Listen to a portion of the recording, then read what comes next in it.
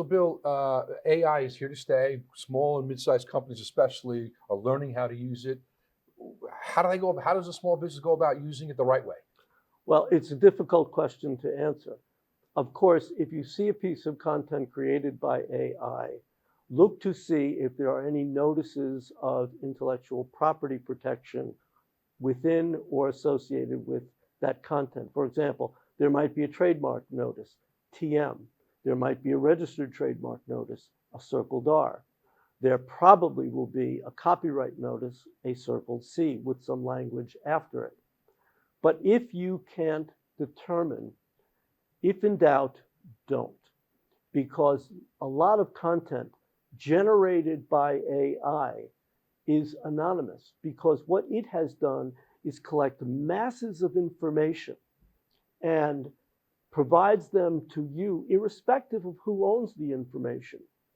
As a result of that development, authors and copyright owners have filed class actions against the OpenAI companies for using their works to create content that ChatGPT or the like deliver to you.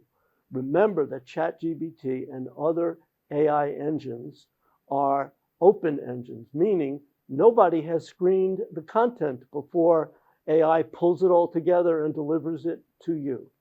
So it's a very difficult question to answer, but at least knowing this, you can be prepared. I got a good question for you, Bill. So let's say I'm learning how to use AI. I'm a small business, and I don't have a graphic designer on staff or a videographer on staff, and I use some AI program to help me generate some images. And I generate some images, and I create some video from that. Do I own that image? Do I own that video? No. There are things that you combine to address Jim's question directly. Your video may be your content. You may own it. Why? Because you've had an employee do it, or you've had an independent contractor create the video, and the contractor has assigned rights in the video.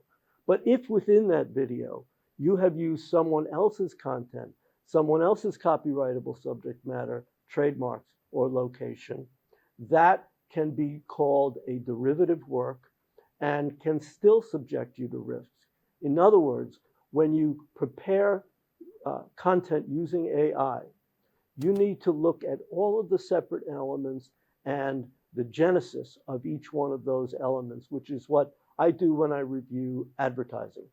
So to further that, if I used Copilot or ChatGPT or one of the popular AI programs to create a caricature image of me, when it generates that image of me that I requested in my prompt, do I then get to use that and call it mine? The courts haven't decided that issue yet, but it is probable that you can claim ownership in something like that.